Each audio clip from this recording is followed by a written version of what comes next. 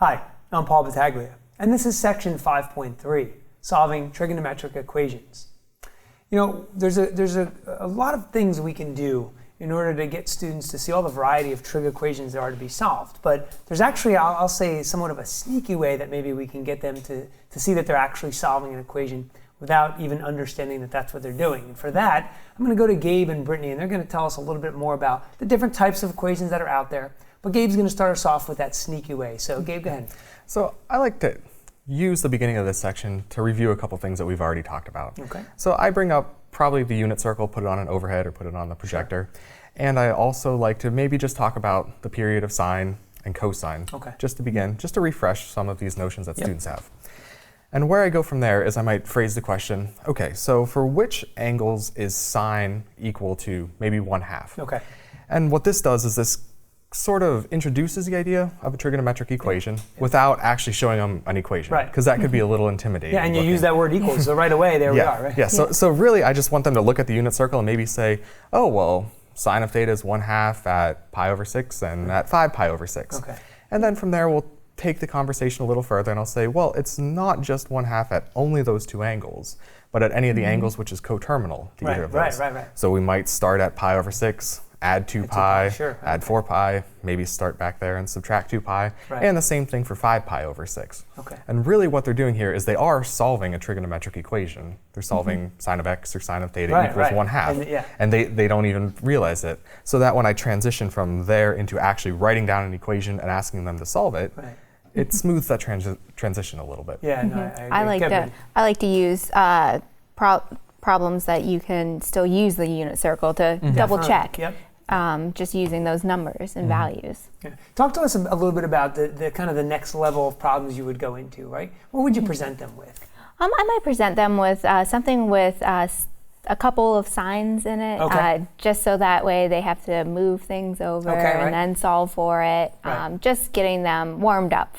I agree. I think what you want to do with your students is get them used to the idea of isolating the trigonometric expression on one side. Really try and make that connection to previous algebra where you're trying to get the variable on one side and the numbers on another. So exactly. You know, I think that's helpful too. I think one of the other things that we kind of want to talk about sometimes with students is we progress from basic equations, let's call them first degree trig equations, if you will, to second degree trig equations. So let's just talk specifically about using the technique of factoring, right? I find these types of equations to be pretty useful for at least showing students the multiple solutions that could be out there. So you have options as a teacher. So one of the things you could do is ask your students to give you all the solutions that are possible.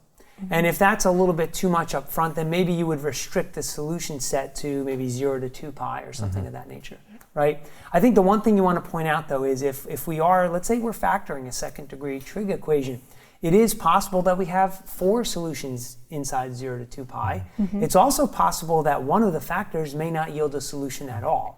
You know? Or none of them might yield. That's it, right, exactly. You could have no solution. So I think what we're trying to get students to see here is that, yes, when you're solving an equation like other equations out there, you may have a solution and you may not, right? Let's finish up with this. Gabe, talk to us a little bit about how we can then progress to a higher level and deal with multiple angle equations. Like, let's suppose we had, cosine of 3t equals 1. You know, how do we tell students to handle that? So that's a great one to think about. So really what we're trying to do is we're trying to solve for this value t. Right. So we have this 3t, we have this cosine, we have this 1, we have all these things going on in this problem. And what I like to do is maybe take this back to the unit circle. So I'd say, well, for what values is cosine of just an angle theta equal to 1? Right. So taking the 3t out of the mix for a while. Don't even worry about this 3t for this moment. And then what they'll do is they'll look at the unit circle, they'll say, oh, well, on the unit circle it's 0 and 2 pi if it's also on there. And then as you add and subtract multiples of 2 pi, you're getting all these values for which cosine of theta is equal to 1. And then I take that back to our problem. Cosine of 3t equals 1. So I say, well, in this case, the angle that we were talking about wasn't just t, but instead it was 3t. Got it, So what we have to do is we have to find, well, when is 3t equal to a multiple of 2 pi? Well, how do we solve this? We just divide each side of the equation by 3, and we have t as the 2 pi divided by 3. Awesome. Or 2 pi n divided by 3. Right, exactly. Perfect. I hope these tips have been helpful for you and you find much success in section 5.3.